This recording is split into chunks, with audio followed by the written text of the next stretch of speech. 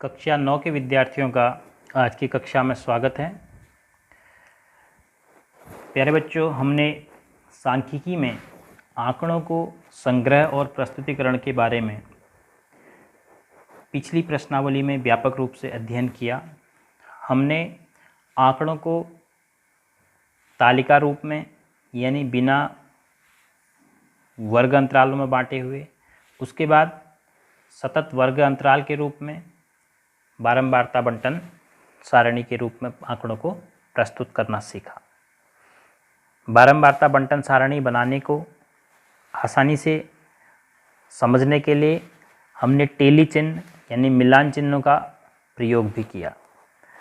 लेकिन कहीं कहीं पर आपने देखा होगा कि आंकड़ों को चित्रों के माध्यम से और भी आकर्षक ढंग से प्रस्तुत किया रहता है, जो देखने में काफ़ी आकर्षक लगता है और हम आसानी से समझ भी जाते हैं। पिछली कक्षा 8 में आपने आंकड़ों को प्रस्तुत करने के लिए विभिन्न प्रकार के आलेखों के बारे में पढ़ा है, जैसे दंडालेख, आयत चित्र, पाई चार्ट। तो अब हम कक्षा 9 में आंकड़ों को आलेखी रूप से किस प्रकार से प्रदर्शित करते हैं, इस बारे में चर्चा करेंगे। तो सबसे पहला आलेखीय रूप है कि हम आंकड़ों को दंड आलेख के रूप में किस प्रकार प्रदर्शित करेंगे। तो आपकी प्रश्नावली के प्रश्नों के बारे में ही चर्चा करेंगे और प्रश्नों की चर्चा के दौरान ही हम समझेंगे कि किस प्रकार हम दंड आलेख खींचेंगे, दंड आलेख का अर्थ क्या होता है, किस प्रकार हम आयत चित्र खींचेंगे, आयत चित्र का अर्थ क्या होता है, विभिन्न रूप में हम किस प्रकार से आयत चित्र खींच पाते हैं। ऐसे ही एक और आलेख बारंबारता बहुभुज। तो आपके कोर्स में 3 आपने विशेष रूप से पढ़ने हैं: आलेख, दंड आलेख, आयत चित्र और बारंबारता बहुभुज। तो प्रश्न संख्या 1 14.3 प्रश्नावली की हम चर्चा करें। प्रश्न है, एक संगठन ने पूरे विश्व में 15 से 44 वर्ष की आयु वाली महिलाओं में बीमारी और मृत्यु के कारणों का पता लगाने के लिए सर्वेक्षण से निम्नलिखित आंकड़े प्राप्त किए। पूरे विश्व में 15 से 14 वर्ष की महिलाओं की जो मृत्यु हो रही है उसका क्या कारण है, उस बारे में आंकड़े इकट्ठे किए गए हैं।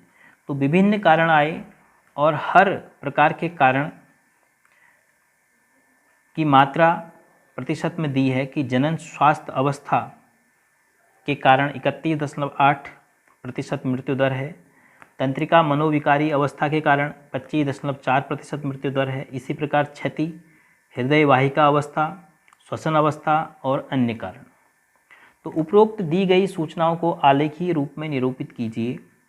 तो इसमें देखिए, हमें विभिन्न प्रकार के कारण हैं। तो जब भी हमें विभिन्न प्रकार के आंकड़ों के परिणाम मिलते हैं, उनकी मात्रा के बारे में पता होता है, तो हम हर आंकड़े के लिए, हर प्रकार के आंकड़े के लिए एक दंड बनाते हैं। तो इसलिए इसका नाम हम कहते हैं दंड आलेख, क्योंकि प्रत्येक प्रकार का आंकड़ा एक दंड से अलग होता है। तो इसको करते हैं। तो ऐसे प्रश्नों को करने के लिए सर्वोत्तम उपाय है कि आपके पास अगर ग्राफ पेपर है तो आप ग्राफ पेपर का इस्तेमाल कीजिए। आपके सामने यह एक ग्राफ पेपर है, प्रश्न आपने पढ़ लिया। तो अब हम इस ग्राफ पेपर में किस प्रकार इस प्रश्न का दंड आलेख निरूपित करेंगे, यह सीखने वाले हैं। ग्राफ में पहले आप देख लीजिए कि आपके जो आंकड़े हैं, अधिकतम मात्रा क्या है। अधिकतम मात्रा है यहाँ पर 31.8। तो हम मात्रा को y अक्ष में ऊपर की ओर और जो कारण हैं उनको क्षैतिज अक्ष में x अक्ष की ओर इस तरफ से इस तरह से दिखाएंगे। तो मैं एक नीचे लाइन खींच लेता हूँ जो क्षैतिज रेखा के रूप में आपको दिखेगी।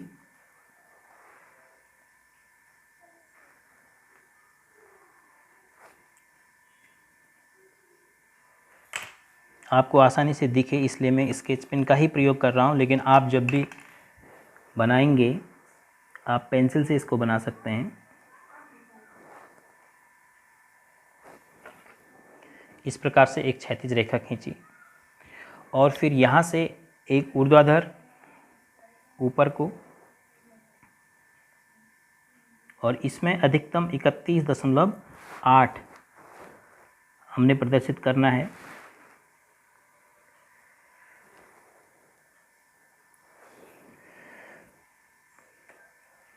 अब हमें ये समझना है कि माना मैं इसको 1 कहता हूँ, 2, 3, 4, 5 करके, तो 31.8 तक पहुँचना ऊपर तक संभव नहीं है। लेकिन अगर मैं इस खाने का, एक खाने का आधा कर देता हूँ, देखो इसको 1 न कह के यहाँ पर 1, इसको 2, फिर 3, इसको 4 ऐसे बोलता हूँ, तो आपके पास कितने खाने हैं बड़े वाले? 1, 2, 3, 4, 5, 6, 7, 8, 9, 10, 11, 12, 13, 14, 15, 16 पूरे हो जा रहे हैं, क्योंकि 16 दूनी 32, 31.8 अधिकतम है। तो मैं अब मात्रा को y एक्स पर निरूपित करता हूँ। इसको मैं 2 कह रहा हूँ, ये 4, ये 1 हो गया, ये बीच में 3 हो गया, ये 6, ये 8, इसी प्रकार आप निरूपित करेंगे। 10, 12 है, फिर उसके बाद 14 है, 16 है, 18 है, 20, 22, 24, 26, 28, 30 और 32।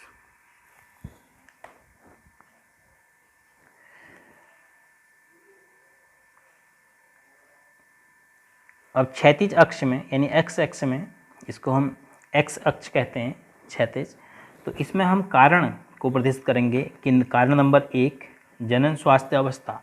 अगर मैं एक डंडा फिक्स करता हूँ, ये डंडा, इस दंड की चौड़ाई कितनी है? यहाँ से लेकर यहाँ तक 1 सेंटीमीटर।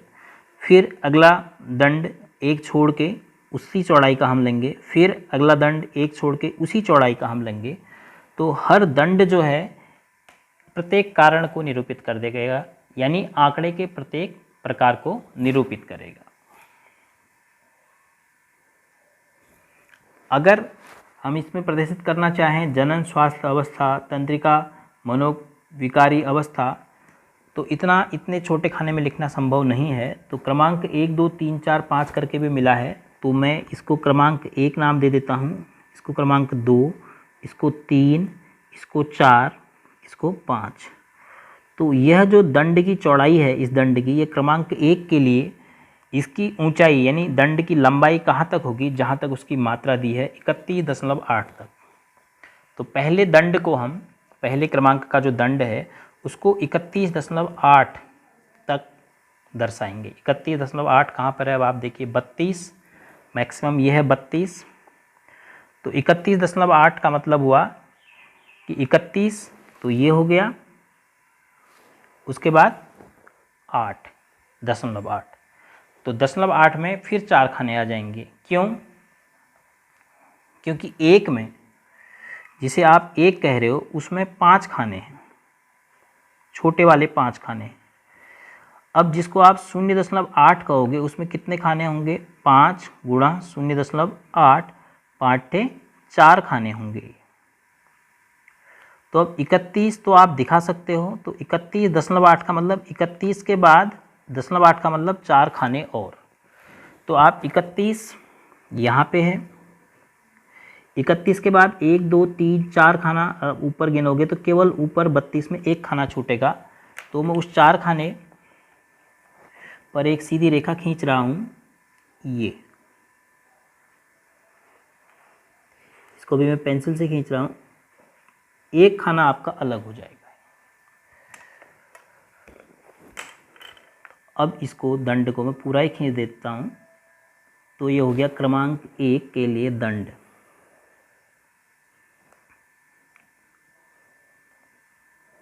आकर्षक बनाने के लिए आप अपने प्रत्येक दंड को अलग रंग से या अलग डिजाइन से बना सकते हैं, जिससे कि आपका दंड आलेख और आकर्षक लगेगा। और जब आंकड़ों की स्पष्टता अधिक सुनिश्चित करनी है तो आप उसके ऊपर मार्क भी कर सकते हैं कि कितना है। ये है 31.8, दंड के सबसे टॉप में नोट कर दीजिए कि ये दंड कितनी लंबाई का है, 31.8 का है। अब आप इसको किसी पर्टिकुलर डिज़ाइन इसके अंदर बना सकते हैं या फिर पूरे को किसी पर्टिकुलर कलर से रंग सकते हैं, जैसा आप चाहें। अब दूसरा आंकड़ा है तंत्रिका मनोविकारी अवस्था, उसके लिए 25.4। अब दूसरा दंड कहाँ से शुरू होगा? पहले दंड की चौड़ाई 1 सेंटीमीटर है तो हम दूसरे दंड की चौड़ाई भी उतनी ही लेंगे और बीच में एक स्थान हमने छोड़ दिया, तो 25.4। अब दूसरा दंड, इसमें 25.4 आपने बढ़ना है। 25.4 कहाँ पर होगा? 24 आपको दिख रहा है, 24 के बाद 26 और 24 के बीच में एक 25, ये 25 हो गया। उसके बाद 25.4, 25 तो आपका यहाँ पर मिल गया, तो 0.4 का मतलब 0.4 गुणा कितना? 5 खाने, 5 को 20, तो कितना हो गया ये? 2.0 बराबर 2 खाने। तो यानी 25 के बाद 2 खाने, तो 24 के बाद 25, 25 के बाद 2 छोटे खाने, और कौन सी जगह पे थे हम? यहाँ पे, इस वाले में, क्योंकि इस दंड के बाद एक छोड़ेंगे, तो हम 25 के बाद 2 खाने ऊपर एक लाइन खींच लेते हैं।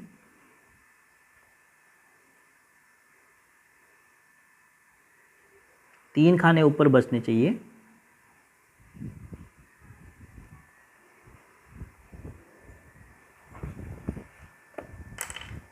सावधानी से बनाने की कोशिश कीजिए, क्योंकि जितनी सावधानी से बनेगा उतना ही स्पष्ट होगा और उतना ही स्वच्छ होगा। और इसलिए हम प्रस्तुत कर रहे हैं चित्र के रूप में आंकड़ों को, जिससे कि वो आकर्षक लगे। तो आकर्षक लगने के लिए यह भी आवश्यक है कि वह स्वच्छ हो।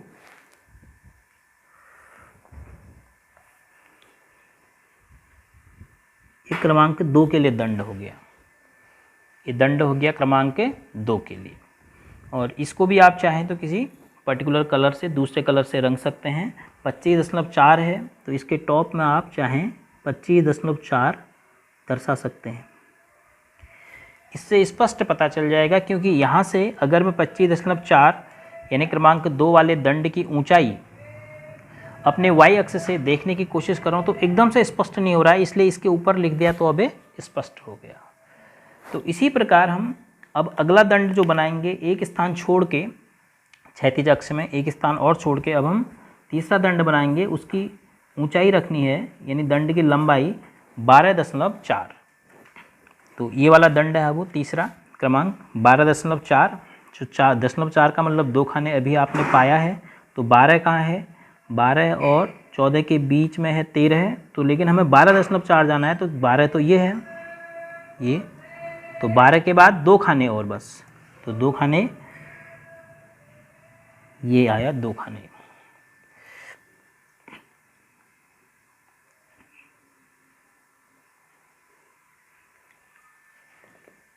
एक और दंड बनाएंगे क्रमांक 3 के लिए।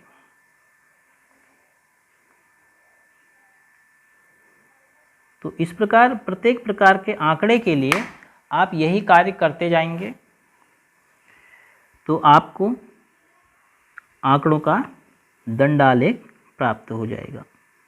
अब बात करते हैं प्रश्न में जो चौथा क्रमांक दिया है, हृदय वाहिका अवस्था, उसके लिए मात्रा दी है 4.3%।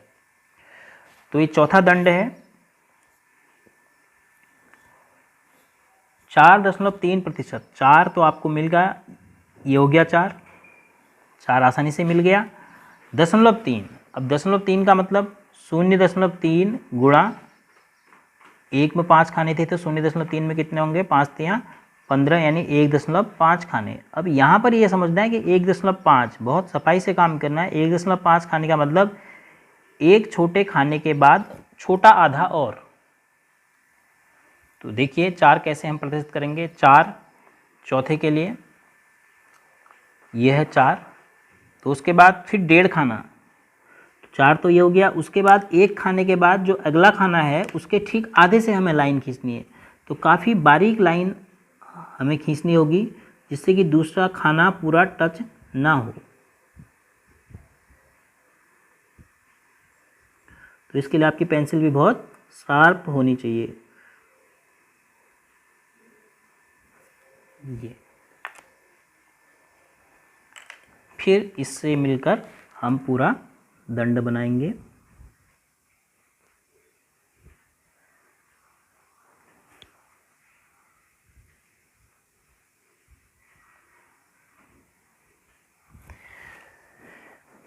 दंड को देखकर स्पष्ट नहीं हो रहा है, इसलिए हर दंड के टॉप पे उस प्रकार का जो आंकड़ा है उसकी मात्रा को हम प्रदर्शित कर रहे हैं। पांचवा दंड है श्वसन अवस्था के लिए। श्वसन अवस्था के लिए 4.1, 4 तो यही है। अब 0.1 का मतलब आधा खाना हो गया। 0.1 गुणा 5 कितना हो गया? 0.5 का 0.5, यानी फिर आधा खाना, 4 के तुरंत बाद आधा खाना। तो 4 के बाद एक खाना भी पूरा नहीं लेना है, यानी 4 के बाद जो छोटा खाना है उसका भी हमने आधा करना है।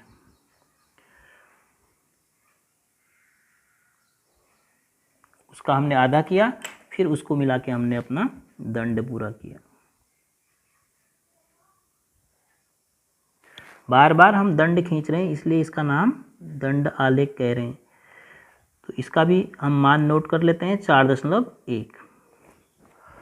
और अंतिम छठा कारण है अन्य कारण के रूप में 22। तो छठा दंड हम बनाएंगे, एक स्थान छोड़ के छठा दंड। तो 22 तो आपको स्पष्ट मिल जाएगा इसमें। ये 22 वाली लाइन है, ये देखिए ये 22 वाली लाइन आ रही है। तो नीचे से आप दंड के लिए स्केल की मदद लीजिए और 22 वाली लाइन पे रुक जाइए। ये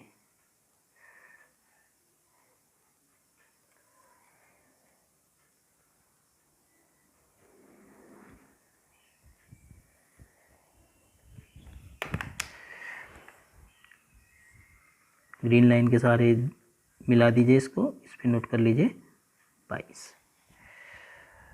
तो इस प्रकार प्रश्न संख्या 1 के जो हमें आंकड़े थे उनका हमने आलेखी निरूपण किया दंड आलेख के रूप में। क्यों हम इसे दंड आलेख कह रहे हैं? क्योंकि हम प्रत्येक प्रकार के आंकड़े के लिए एक दंड का निर्माण कर रहे हैं। प्रत्येक दंड की चौड़ाई समान है और उसकी जो ऊंचाई है यानी उसकी जो लंबाई है वह उसकी मात्रा को प्रदर्शित कर रहा है जो आंकड़ा हमें दिया है। और प्रत्येक दंड का जो क्षेत्रफल होता है वह आंकड़े की मात्रा के समानुपाती होता है। इसीलिए हमें हर दंड की चौड़ाई निश्चित करनी पड़ती है, प्रत्येक दंड की चौड़ाई को एक समान लेना होता है।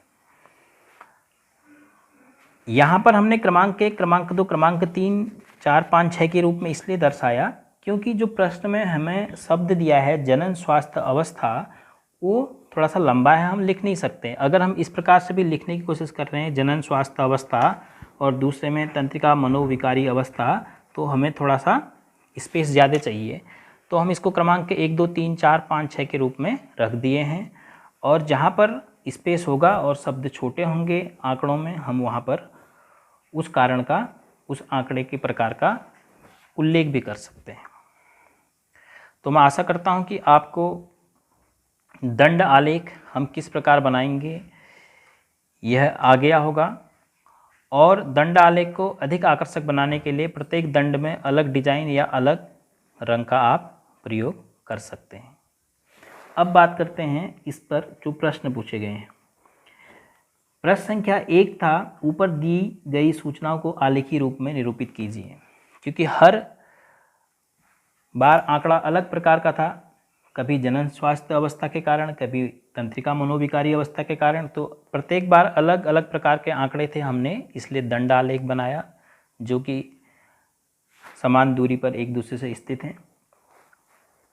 दूसरा, कौन सी अवस्था पूरे विश्व की महिलाओं के खराब स्वास्थ्य और मृत्यु का बड़ा कारण है?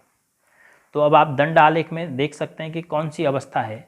तो सबसे अधिक लंबा कौन सा दंड है? तो सबसे अधिक लंबा कौन सा है? 31.8 वाला, यानी प्रथम क्रमांक पे। और प्रश्न में प्रथम क्रमांक है जनन स्वास्थ्य अवस्था। तो आप लिखेंगे जनन स्वास्थ्य अवस्था पूरे विश्व की महिलाओं के खराब स्वास्थ्य और मृत्यु दर का सबसे बड़ा कारण है। तो प्रश्न संख्या 1 का प्रथम भाग आपने बना लिया, तो दूसरे में लिखेंगे आप, दूसरे का उत्तर होगा जनन स्वास्थ्य अवस्था। मतलब जनन स्वास्थ्य अवस्था सबसे बड़ा कारण है महिलाओं में मृत्यु दर का अधिक होना। प्रश्न के तीसरे भाग में दूसरे भाग में दिए गए उत्तर के कारण पर चर्चा करनी है।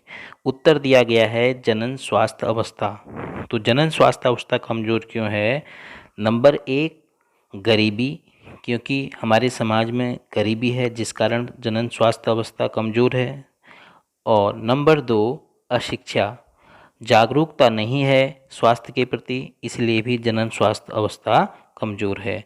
तो तीसरे भाग का आप 2 कारण लिख लीजिए। नंबर 1 सामाजिक गरीबी, नंबर दूसरा सामाजिक अशिक्षा।